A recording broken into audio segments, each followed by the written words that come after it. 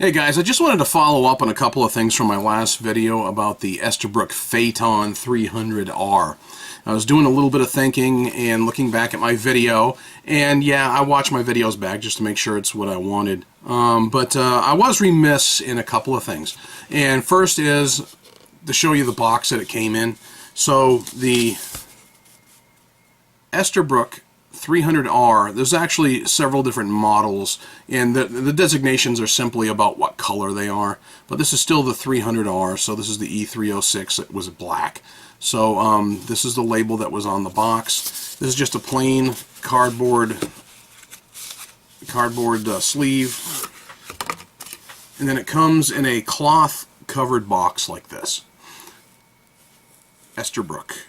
Established 1858. Yeah, the original Esterbrook, and this is a reincarnation. So make sure you understand, it's not the same company, and it's just you know, the name has been around that long. So you open it up, America's original, reborn, hence the R designation for the reborn part, and you get you know, one of these little cards in the box. Esterbrookpens.com is their URL, and it comes in a box like this, and that's about all there is. This little pad is glued to the bottom of the box. You got the band holding the pen in place, and it does kind of fold out a little bit, as you can see, and then that's how you find the pen. Okay, so there's the box, and it's got a little magnetic closure there on the side. So let me set that aside. Alright, this particular pen, you know, I showed it to you yesterday, or in the last video anyway, and one of the things about it that I also did not show, and I didn't on purpose, but I got to thinking about it and I figured, alright, maybe I ought to go ahead and show you. I've gone ahead and I've cleaned up this pen, because as you saw in the video, I was pretty much out of ink anyway, so I figured I'd just go ahead and flush it out. A couple of things. Number one, alright, you take this off, and I showed you that's got the piston filler here, that piston plunger activation thing. So you've got that, right? Now, if you decide you would like to eyedropper it, you probably can, because the barrel is an acrylic, it's not metal, so it's not going to corrode.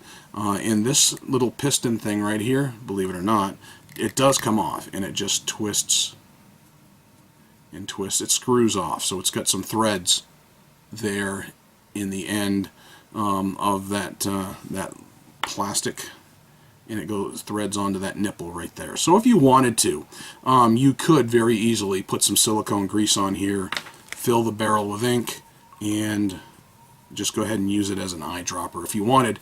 And that'll take you from about 0.97 milliliters up to over probably over 2, closer to 3 milliliters of ink here in there if you wanted to do it. Now, that being said, when you're using the piston, and I'll go ahead and put that back on, one of the things I found out, as I suspected would be the case, by the way, cleanup on this is really simple. I mean, I've got a Noodler's Ahab, and I've got some other pens that have a piston style like this. And when you, all I did was I took a Dixie cup, filled it with warm water, sucked it up, and ejected into the sink. Warm water, suck it up, eject into the sink. And I did that about 4 times.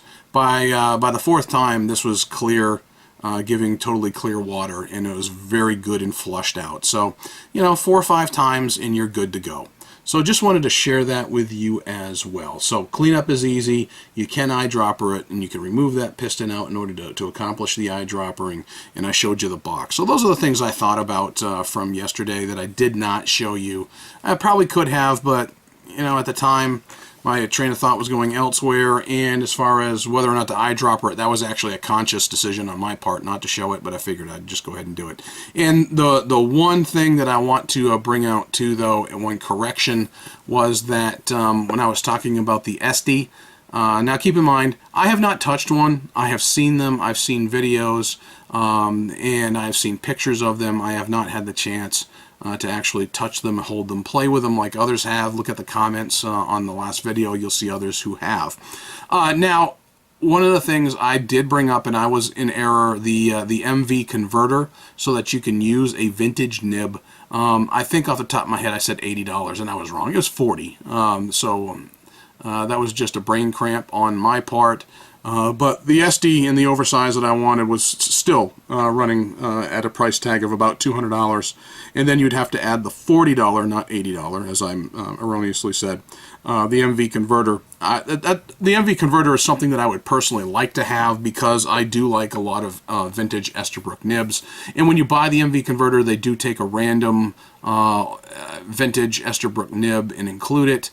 Which is fine. I got a bunch of nibs from which to choose. Wouldn't mind adding another to my collection, but still, the $200 price tag plus a $40 converter. And if you're going to sell me a pen for $200 and you're going to include the Esterbrook name, you probably ought to include the $40 converter and the nib along with it anyway. But that's just my opinion.